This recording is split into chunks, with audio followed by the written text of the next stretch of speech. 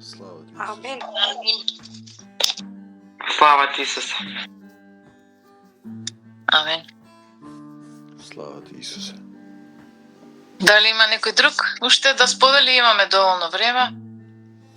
Кој што ете, се допадна некој стих, навистина сите се преубави. Еве еден краток стих.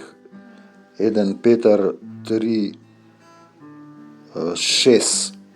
Вели, ако правите добро, не плашете се од ништо.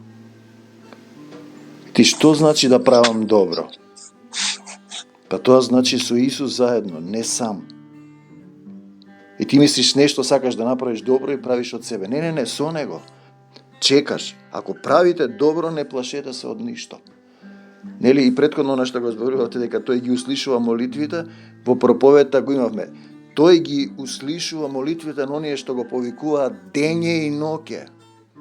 Ти духовно кога се поврзеш, кога ќе почнеш да гориш, зарем нема да доаѓаш на средбите каде што се излева духот од внатре, не мие во водна бања на словото.